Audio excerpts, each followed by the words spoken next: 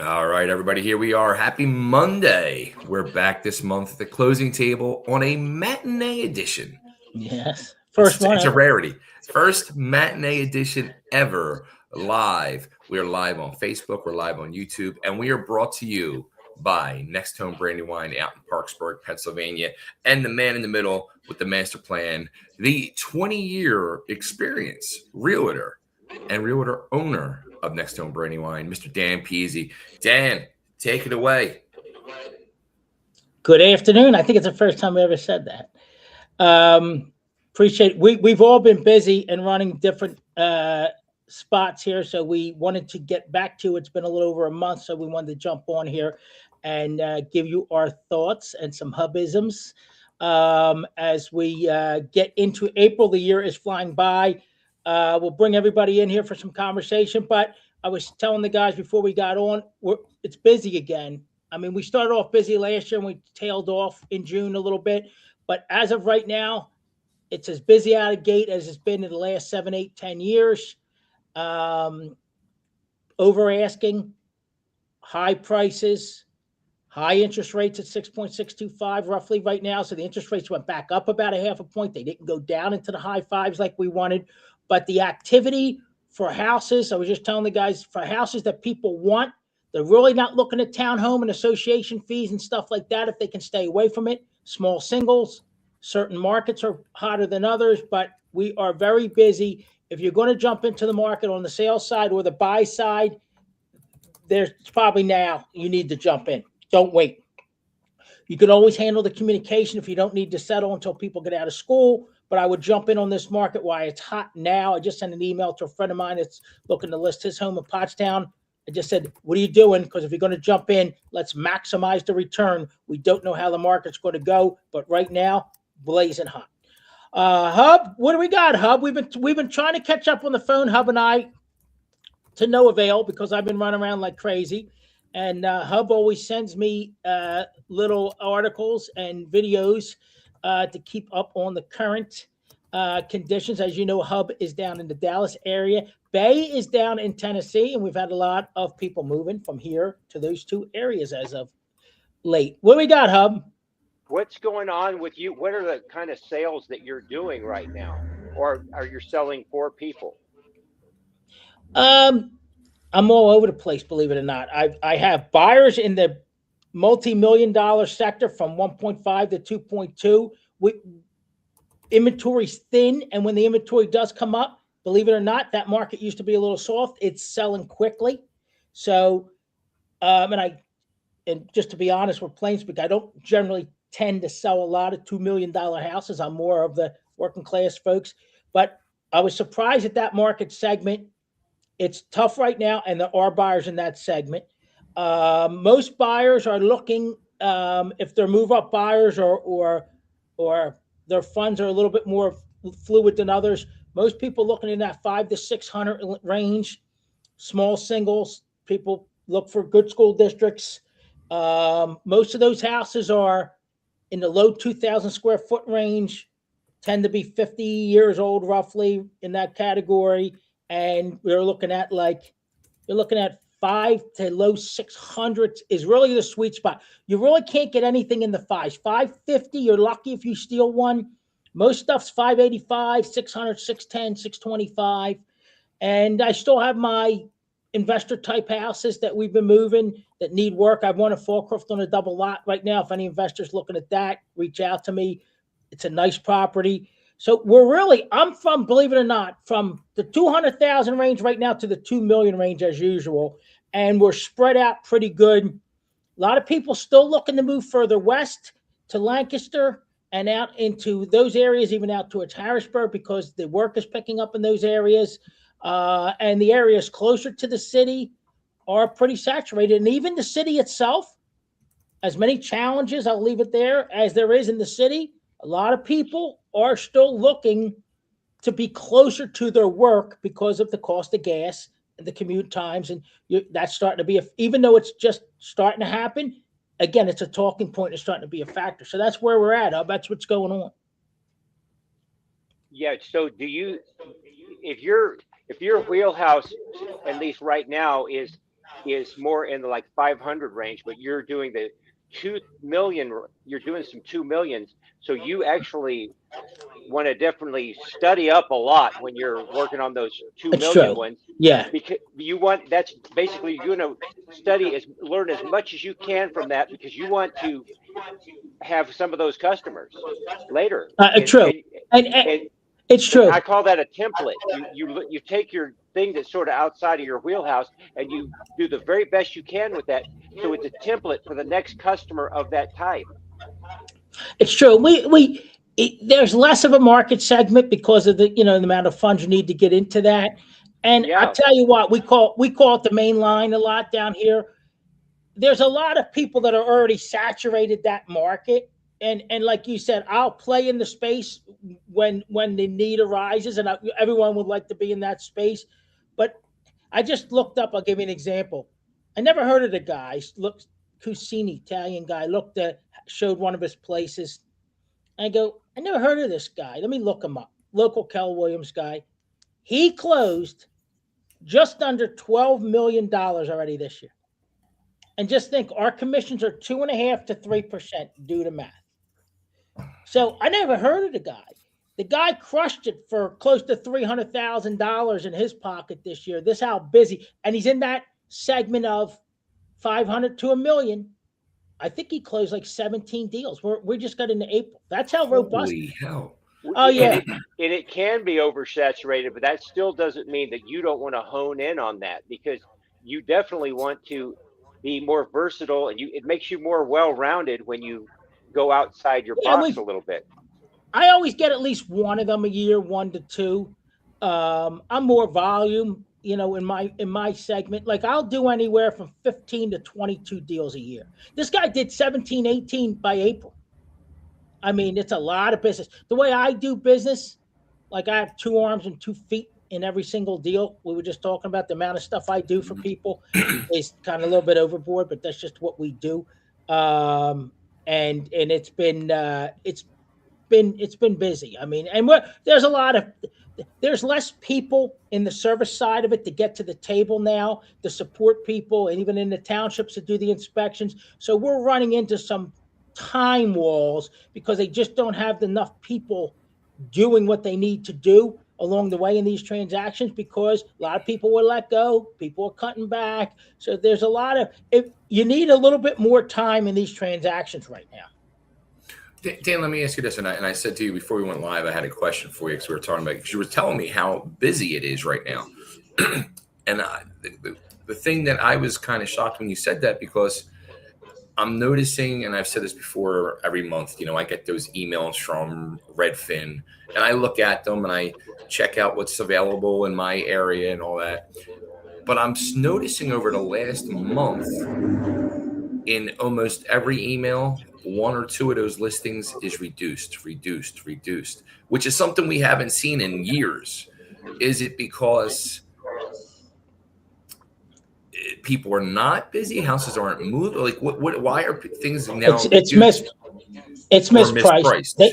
They tried to push the envelope too far, right? Okay. And I have friends that do that, where we've been going steadily higher every year.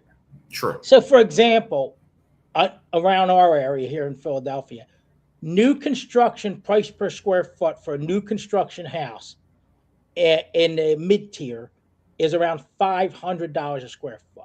So if you bought a 2,000 square foot house, it's about $1 million. So that's on a brand new construction house.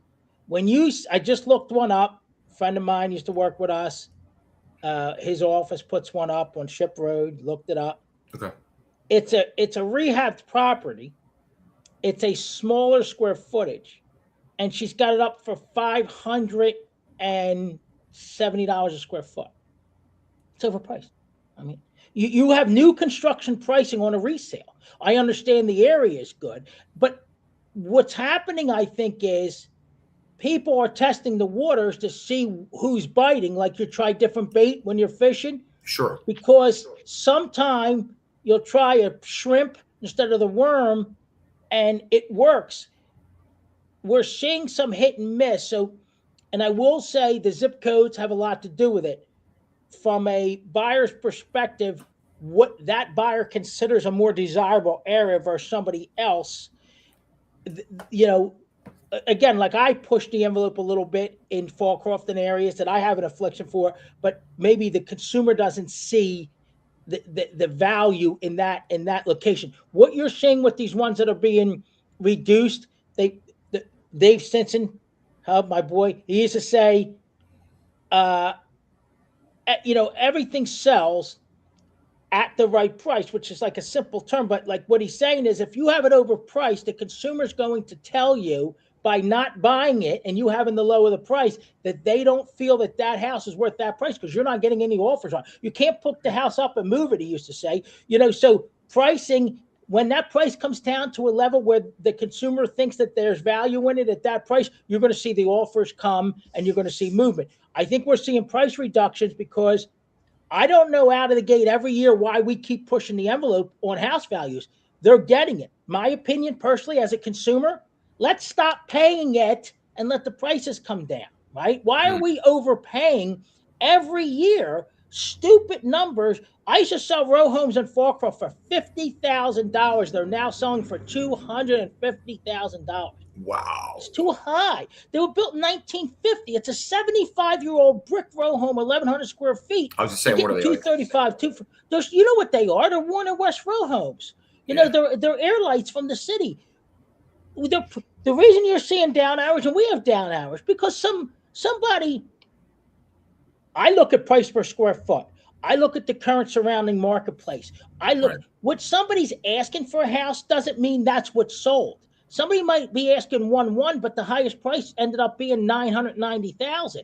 Well, Mary said it that John had his up for 1.1. Did he get it? Did it close at 1.1? Where's there a seller that says what was the real closed price on the house? Then you can get a better idea. I swear right now, and I might be ignorant, but I don't think so. They're just picking a goddamn number and throwing it and seeing if it sticks. And some of it's sticking. I bet you more than 40% sticking. So why not try it? I try to give people real information, but if you put it up too high, and then it gets what they would consider stale and doesn't sell right away, you might run yourself into a situation where you're getting less than what it was worth because you didn't price it right up front. That's always been the moniker. But I see some people are getting it because certain locations, the demand is high.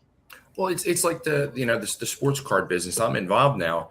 I'll pull a card for somebody, and right away they're like, "Oh, what is that worth?" And it could be like an autographed Patrick Mahomes card, and I'll be like, "I'm not the Bible, but I think $1,000."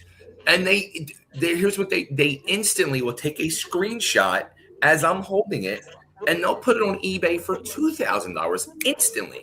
And I had one person tell me within 30 seconds he had an offer for $1,800. See? And he made money before he even bought it. It wasn't even in the mail, and he already had it sold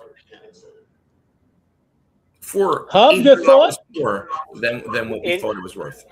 The people won't tell you; they'll show you by their action whether they're going to buy it or not.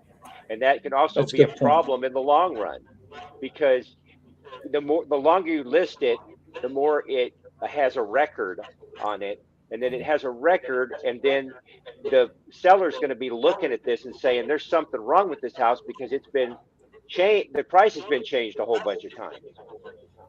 It's true, and there is perceptions, not reality, when it comes to that. A lot of times, I'll give you an example.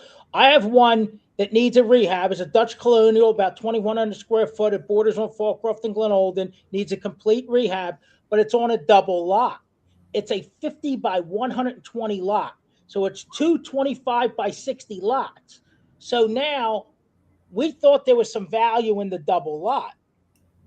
But if the township doesn't let you do anything from a builder standpoint with the two lots, a buyer might not see value, financial value. It might be value just to have the land, but financial value in land and improvements and putting a structure on it on the second lot. And I just told the guy's son this, what we thought might be bringing value, if the township doesn't allow them to do anything and they like to push back, might not actually net us what we thought the value was in the double lot. How would you research that out about what you could do with that extra land? Well, what and it goes hub. It goes by the uh, zoning code. So how is it zoned? So this, if I'm not mistaken, is zoned to where you should be able to separate the lots. But what you need is, because the lots are under one tax ID technically. Well, it's under two on this one, but it's kind of a joint thing. Bottom line is the township will have to give you a variance, and that's going to take a minute. And the townships sometimes like to like ragdoll people a little bit because they can. So you need to, so it takes time. So time is money. If you're an investor, you want to go in knowing when you go in that you're going to be able to do this. And we just had one that was, I just talked to Bo, and we were, my guy that owns this building and his boys work for me. We were talking. He's got one that has a lot behind a structure, and it's approved zoning wise, and you could put like a 16 unit building on there. So that the township has something to say, but that zoning's already there for it to be done. You're going to have to get the permits and do all of that. Well, they had a buyer. The buyer fell off because the buyer didn't want to wait. They wanted to settle on it. The seller wanted to settle on it, but the buyer wanted to wait until he got all his stuff in line to say it was 100% a go. Again, there's too much of a disconnect in the time lapse between. So you really have to kind of make an educated guess. It's zoned for this, yes. They can't allow us not to do it because it's zoned, but it's going to take a minute to get the zoning permit. So there's a lot of. Do people sneak stuff in? As far as like building put a shed in there and then rehab the shed into something or whatever? Yeah, and that, I'll say this: when it's more rural, there's less eyes on stuff. You'll never get away with putting up a stick in Delaware County, and Bay can attest to it. They're there; they want their money. Like out here where I'm at, in East Fallowfield, they're not out every day looking at that stuff. So again, like on some of these ones that you have to think and they're outside the box, there's a time involved there. If you did your due diligence ahead of time, then you're in a better position to purchase something and get a deal done than if you're trying to do it on the back end. They fixed our NextHome Brandywine stuff at the bottom. I know you. We got to have Johnny Hotbody on Bay one time. Oh, you don't want to do that. You don't want to do that. But you must sell some commercial property. I do some commercial. I have experience with commercial. Commercial's all. I'll say this about commercial. There's no emotion in commercial. It's all based on the numbers. Location has to do with everything, but commercial, you don't have any emotion where you like it. I have to have it. Like it's going to be my family home. With commercial, it's 1 + 1 is 2. It's not 1. It's not 3. And there's no emotion in those transactions. If the math works for people, that's what they go with. Yeah, but whatever their math is might be wrong is the problem with some of those people. Yeah, it's true. And then, Rob, it's a good point, even with the residential side. It's a perceived value. Like the gentleman I'm selling his house for, he said down in Falkirk, he believes his double lot and his home is worth more than one of the row homes. Well, it's a totally different. His house needs a rehab. He's got a double lot. He's got 2 outpost houses, but they both need work. I see his point of view, but does the consumer see the value in it? And that's the thing. I tell the story all the time, that Pete Rose ceramic baseball card. I said to my dad, look, I got this signed Pete Rose ceramic baseball cards worth $50 back in the day. He goes, I'll give you 50 cents for it. So I said, what are you talking about? The book says it's worth $50. He said, it's only worth what someone's willing to pay you for it. So he said, and I'm willing to pay you 50 cents for it. So that was just a lesson in, the books, you see it. Some people's demand is higher and they'll pay more for a card if they have an outlet for it or desire for it. And it's the same with real estate. And as a realtor, you got to kind of play in that space and look at all that to try to make sure your pricing's right and that you maybe or able to procure a buyer and get them on the hook that somebody wants to play in that particular space. So there's a lot that goes into it. So you have Lisa Cranshaw works in your office. And then you Correct. have a couple of other guys that are also agents. Is that right? Yes. Right. So Lisa sells. She's second to me in sales in the office. She does several million a year. She's from England. She's been over here. She came over here as an au pair. She does very well. People like her. She's very respectful. She's been in it about 7 years. I trained her. Actually, Dave trained her a little bit up front, and then she came over with me. And then I have both sons, Matt and Mason, who eventually I hope will take over this, and I'll just eventually slide in and work with them. And Well, who are then we have they're the sons of who? so Bo DeForge used to be my mortgage guy who owns this building. They own about 135 rental properties. So Bo retired from the mortgage business. Him and his two sons, one's 30, one's like 27, Matt and Mason. They work with Bo and they run the rental side. It's all theirs. It's all theirs. They own it all. And then they're licensed under me on the real estate side. So all their real estate sales go through me, and they own a property management with their own book of business. So that's their main business, is the property management. Yeah, they do well with that. And then they also sell. And they sell their, like they just came in this morning. We're selling off a bunch of his one portfolio. So we have several up. There's New Street, there's Oak Street. You'll see them, Bay. We'll put them on the noontime listings. So they just went up, and there's going to be a few other ones. So we talk about different market segments. We're going to have some of our portfolio and our listings in that investor rental market segment going up for people that are looking for second properties. We're starting to get people looking to diversify their portfolios. So they did well in the 401ks and in the investments. They're starting to take some money from certain segments and say, hey, let's put that in real estate. Some people feel that might be a, diversified, safer option, however you want to look at it. So do they sell together, or do they sell like as separate people? Like one guy, one guy's Bo and who? And both his sons are Matt and Mason. So they sell together a lot. They'll do co-list stuff together on their deals. Good guys, both college educated. Sometimes Matt has a sale that he sells, and sometimes correct. Mason has a sale, but sometimes they sell together too. Correct. Those guys must be really close to be able to do that as brothers, huh? Yeah, they do pretty well. They get at each other like any brothers, but they do pretty well. Both good guys, very intelligent, unique, different personalities. I like having them in here because, like I said, a lot of my views are old school, and they're the new younger crowd. So I love to get some insight from them because, like, I might see things a little skewed because, I'm more of a Dave guy, old time guy. So I like having their input because it just gives you a little bit more diversity in the office as far as get some of that young thought process in them. And we've seen that with our president. He's got a lot of young people working, and he always has a lot of young people working with him. He's got his kids, his son-in-law, all these kind of. Yeah, and they talk about some of that, even like when these, like, not political, but when he was not running political at all. His son helped them like get on Joe Rogan and some of those exposure things that we wouldn't think of. Yeah. That's why Matt came in here this morning and we had a nice conversation. Some of the views on what they're saying, because a lot of their people are going to start to buy, right? That's a 30-year-old segment. That's a segment you want. Yeah. My people are starting to get out and downsizing, I tell you though, on a whole, the pricing blows my mind. The prices are outrageous and people are buying this stuff. So you really got to make a lot of money to keep up with today's market. Very hard to find a first-time home buyer. But the people that are buying are people that have to buy. They you know what, though?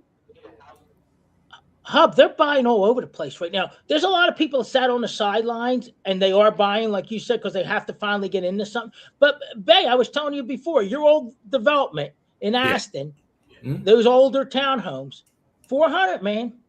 They're hitting 400 now. Holy shit. I paid $84,000. Yeah. So we were selling them for 330, 330. Yeah. It's craziness. We were selling them for 330, 340. They're bumping 400,000. And I had seen when I left there 7 years ago, there's a HOA fee, which is a nightmare for places. The HO fee then, when I left, was $225. I think I saw recently it's up to like $400 a month. Yeah, most of the HOAs have gone to $300 to $400 a month. Now, think about this on a mortgage for a young person saying they have to buy, they want to get in the market. They say, well, I'm going to get in a lower price point, which is the entry level price point now is around 400. If you get under 400, you're Right. doing good. So you get in, and then you have to, then you have your taxes. You know, Ashton's expensive in that area. You have, you know, you're probably at about $5,000 in taxes, right? Now you add another $4,800 a year in HOA fees. So now your taxes, that's a tax. Now you're at from $5,000 to $9,000 in taxes. Springfield, it's lagging a little bit up here in Hub. You don't know the area, but Springfield, their taxes on a 1940s, 1930s single, I just looked one up from my buyer. It was the house was $625,000 for a 2,100 square foot house built in 1940, and the taxes were $11,400. Now, people say, hey, I can afford X. I can afford up to 600. Okay, let me do the math for you. I do a buyer's estimated closing for you. I add in $11,000 taxes, right? I add in a $400 a month HOA fee, and what you thought you could afford just went down by $75,000 because your numbers ratcheted so far up. It goes the other way too. I have people looking around 550, 600 at 7,000 taxes. Well, I might be able to get them to something that's 6.25 or 630 if I can get the taxes down. I saw one the taxes were 5,000. Well, that saves them 2,000 on the taxes, which might give them more buying power. So what you think you can afford may not always be true, and that goes in reverse too. The numbers matter in these transactions, and these HOAs are out of control. And a lot of people will say to me, I don't want a townhouse. But again, your house, there's single developments that have HOAs now. They do. The one next to me, the houses start at $525. But you know, it's crazy, and I've said this before in the past, and I've noticed again looking at these emails, some of these single developments that have HOAs, they're $35, $40 a month compared to if you go into a townhouse development, you're instantly triple digits a month. Well, you know what I think something has to do with it? It's a lot of the lawn maintenance and the cost, and it's a lot of the snow removal. Like with the townhomes, a lot of the times they're not on dedicated streets, so they have to pay for their own snow removal. And there's like across from me, there's 3 circles. They have to pay for the snow removal on the circles, and they have to pay for the common area lawn maintenance. So the cost is getting absorbent. But it also is affecting the home ownership because of I'll give you an example, Painter's Crossing, right? Yeah. So they're built in 1972. They're as old as me. They're going to be 54 years old. The HOA on a 2-bedroom, 2-bath condo, 1,060 a month. And they're selling a little lower because of that, but 2-bedroom, 2-bath, a 54-year-old condo built in 1972, 1,060. And now they said they got to redo the cladding because it's all stucco. And they said that's going to go up. Wow. You're in trouble there. I mean, you're paying $260 a week. You're not getting really anything out of it. Well, how about this? In the development I live in now, and I rent, I kept seeing, like, I'm on a Facebook group, and I kept seeing all the homeowners saying, what's the update on the assessment? What's going on with the assessment? How much do we have to pay? So I was like, what is going on? So I talked with our board president, who lives a couple doors down from me, the other day, and she was telling me in the courtyard across the way from me, they're having flooding problems. Like when it rains, the water's coming through and flooding those houses. And then it's coming down here, but nobody else is getting flooded. So they have to do an assessment and do work. And every homeowner has to now pay a one-time $1,000 fee, assessment fee, to fix that problem. Yeah. Now, my mom, they raised you. No, but he's still gonna his landlord's still gonna have to pay that. My landlord's got to pay it, and he owns 4 houses in our development. And there's a couple houses, a couple hundred houses. Now, Hub, think about this. That guy owns 4 houses, so he has to pay $4,000, right? Who's asking? And Dan froze. Is that going to come? Did we lose everybody? There we go. You're back. Oh, good. We're back. All right, good. So that guy's going to end up raising your rent to cover the assessment. My mom's assessment was $140 a month on a houses for 3 years because they had a water drainage sewer issue. Mm-hmm. Yeah. We there? Go ahead, Yeah. The problem is that everything is nickel and dimed us so much. If I'm going to go to a restaurant, yes, I'm going to go to a restaurant that is. I'm not going to go to a cheap restaurant. I'm going to not go to a super expensive, but I'm going to go to a place that's good and is a decent price. $50, $60 for me and Miss Ann, maybe at the top 75 with the tip. Okay, at the tops, but you're going to spend maybe $40 or $50 just going to fast food. So you might as well just go to a nice place and spend just a little extra money. It's worth it because you're going to enjoy your meal, and in the meantime, other times you can eat at home. I follow Las Vegas closely, and they're speaking a lot about that in Vegas, about the price commensurate with the service and how people are choosing to spend their money. And they talk about the food side of it. They're taking a lot of the buffets out and they're going to food courts. And again, like Cub said, they're nickel and dime. That's why when we got on today, we're getting nickel and dime to death. That's why people buying homes, I try to make them understand, you better not spend a large portion of your monthly income on your property, because with all these incidentals increasing so much, you're getting crushed.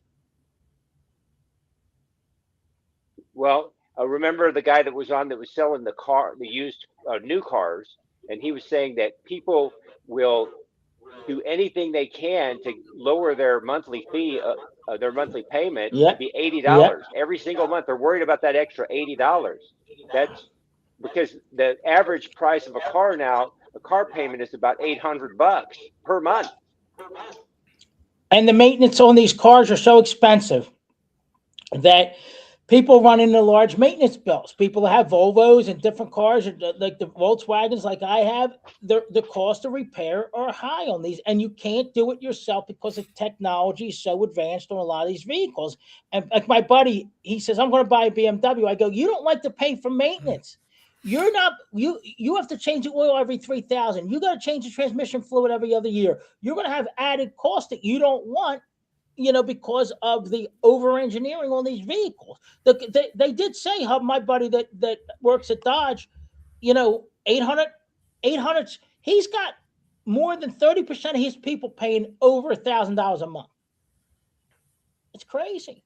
What's interesting is I did watch a video, and it was a video of all these different suburbs in the Philly area, but they didn't talk about the suburbs you're talking about. They're talking about, the only one I recognize the name of that you talk about is Lansdale. Lansdale, okay. Yeah, that's a 500. It's a lot of townhomes and single car. But is that a popular one for you?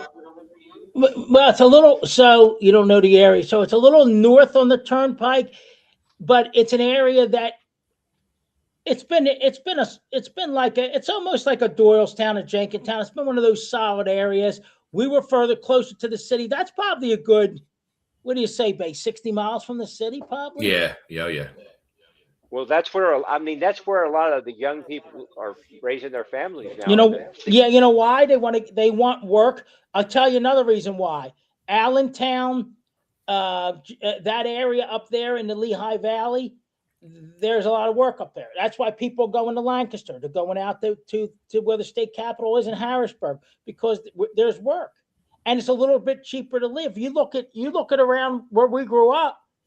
It's not, even 69th Street is as much deferred maintenance as there is there, Bay. The houses are still going for way more than they should in those areas.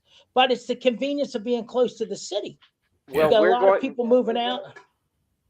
Another thing, Hub, real quick, people need to feel safe. And in those areas, they feel like it's a safer area to live. Well, a lot of the YouTube experts claim that like everything's overpriced and things are going to come down. They're going to come down. Yeah, but Hub, they've been talking about this shit for 5 years. You're right. I don't disagree with their premise, Hub. I'm waiting for it because as a like somebody that says I want value, I ain't seen shit come down. If I saw the prices of some of these houses, I tell them, there you go. I'm not paying that price. That I'm going to sit here and bring that price down. Hold on. We got a hub. Somebody is out back or something weird's going on. Oh, this might be like your car fire day. Yeah, right. What's going on, sir? This is private property here. Here we go. Okay, you want me to show you how to get out of here? Okay, just go this way. Where are you going to? Yeah. I know, but where area are you going to? I'm gonna be in this area. Okay. Just go out the front here. Yeah, sure. Just go down this way, down the cul-de-sac here.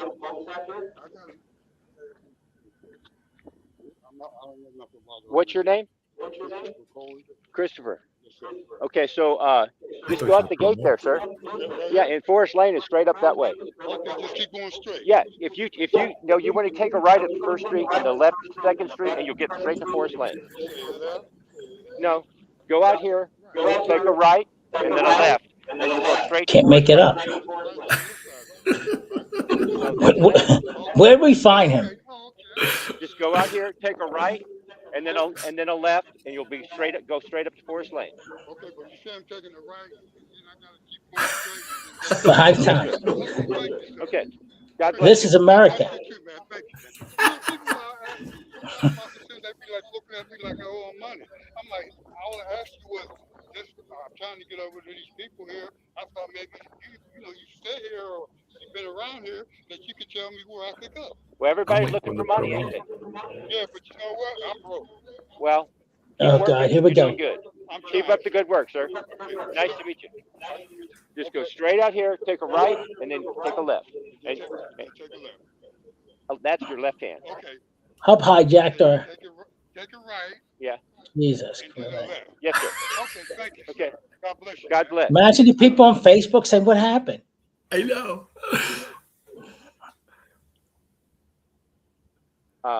That's. You got to Okay. recap that. Yes, sir. Go straight. No, There's no a clue. right Go and to then a 6 left. times. Yes, Hey, sir. Bay, this is what I talk about. When people don't listen, you can't get anything done. This is a perfect example. How many times did he tell them where to go? So he just came onto your property, Hub.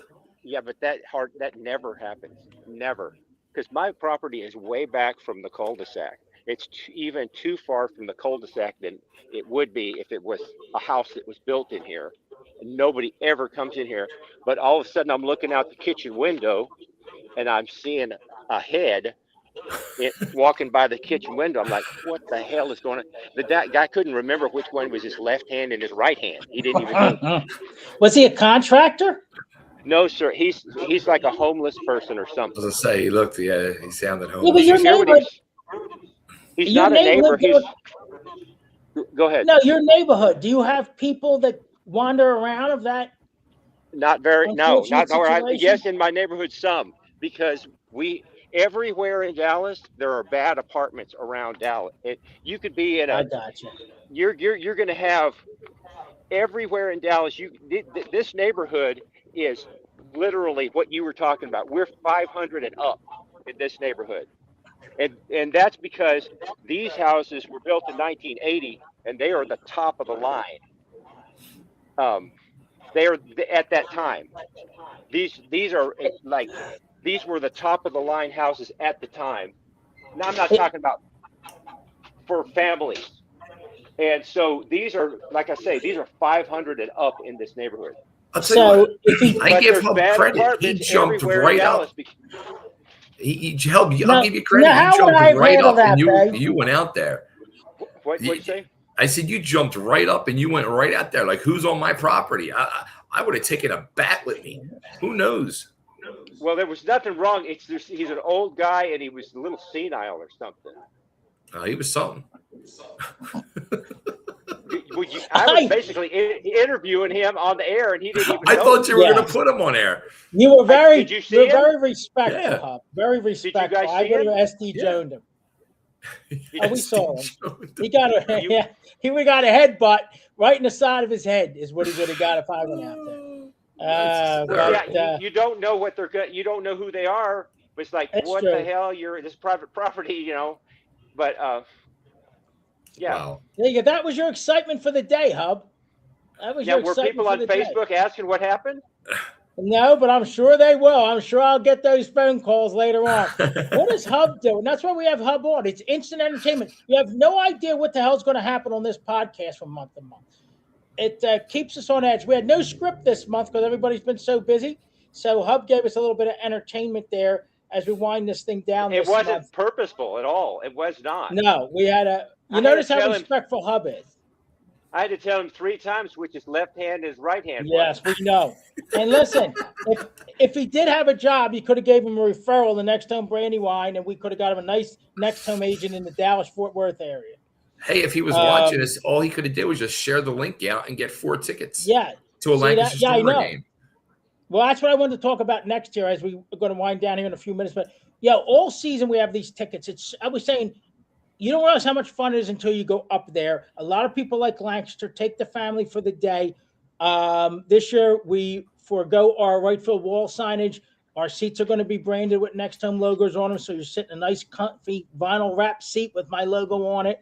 Danny did the design for us. We are going to be the Next Home Stand. You get it? Next Home Stand sponsor this year. So every time we're advertising for the upcoming Stormers Home Stand, Next Home's your primary sponsor there for that. I was telling the guys before, free parking. Who has free parking? Nobody, just about nobody. They run $5 seat specials. You can get tickets from me all season long. Just let your friends and family know. NextHome Brandywine. And they have cheap eats inside. We were talking. They have Fuddruckers.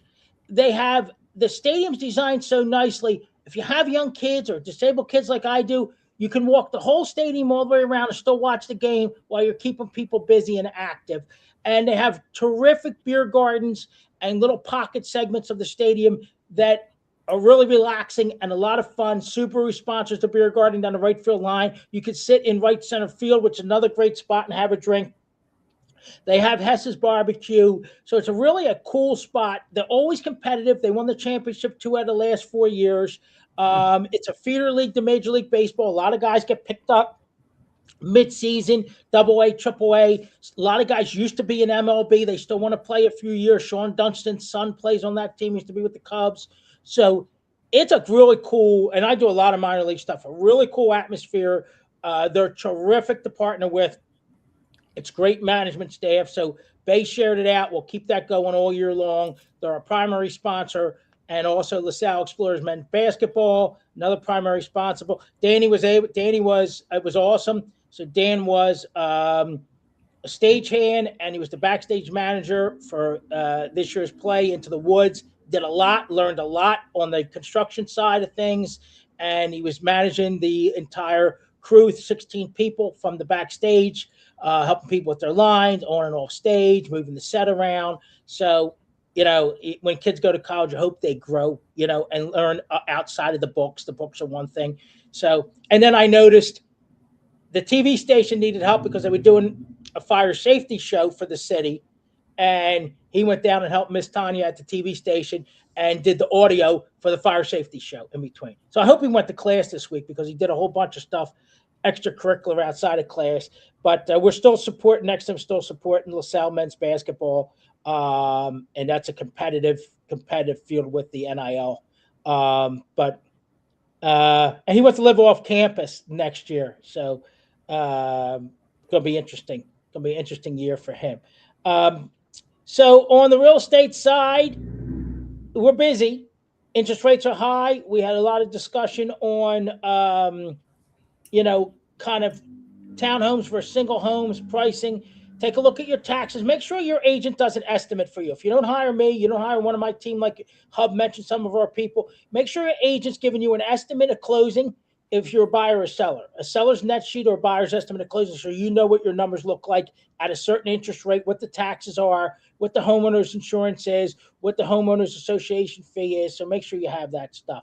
Any last words, gentlemen? Hub, what do you got? We have Hub. We're going to line someone else up to tour the property over there next podcast. Or what? Yeah, sure. I'll give you a little tour of the property. I was going to tell you, I got this coffee mug of Chubby's restaurant here in Dallas. I Nice. still got I to love send that logo. This is a vintage one. This is when they had 4 different locations, but now they only have 2.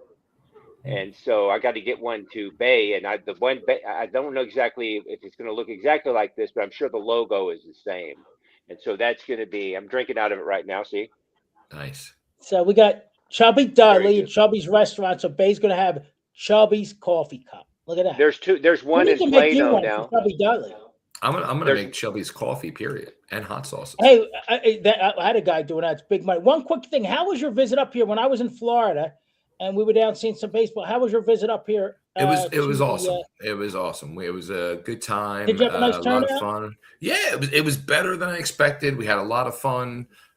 Frank was there, Mr. Ooh La La. Yeah, we had a really good time. We had a really good time. It I looks still like you had a talk to lot of Wyndham. attendance. What's that? You had a lot of people there. Yeah, it was like 20-something people showed up. That's good. It It's was tough nice. to get It was anybody nice. in. It's like pulling teeth to It was get nice. people out. What there's going to be I think the date is July 12th. The documentary premiere for Joel and the TWA will be July 12th in a theater. I think he said in Ambler. When I get more details, I'll let everybody know, but I'll be back up for Well, that. how's that going with that? We started talking over about a month ago. He actually texted me during the luncheon, and we started talking. So, Are you going to be promoting, or what's going on? no. No, we're just going to be the rollout of the guy did a lot. I mean, if you Yeah. followed them, it was a lot. I mean, it was a pretty good mark on Philadelphia wrestling scene. Absolutely. He did a lot. Yeah, I filmed my interview segments for the documentary when I was up there, and I'm looking forward to seeing it. It's going to be deep. It's going to be. I mean, it was a deep emotional interview for me. So I'd start crying during everything anymore. So I was crying during that interview. And But what are you doing with it? What are you doing with it? You're just going to go visit that thing, or are you going to help? they're doing an actual movie premiere in a theater for it. So I'm going to go up for the premiere. Just as a participant. Yeah. Okay. One more thing, I was able to thank. We went to Lenny's, and Lenny's was nice enough to put a nice mural on their sign for Carl down in Clearwater from Carl's Cars and Collectibles. So That's awesome. I was able to thank the folks at Lenny's. I said, that meant a lot to the people up there. So they said, oh yeah, I met the guy that did it. And, this guy put it up there. So I said that they're good at Lenny's. They really think outside the box. So nice tribute to Carl. And it's crazy because that was somebody we had talked about having on the podcast too multiple times. Yeah, he was great, Carl. But he had a great podcast. Yeah, well, that was the big problem. His podcast that he did was on Wednesdays, and that's when we normally ran was Wednesdays. And now, sadly, too late. You never know. You never know. You never know.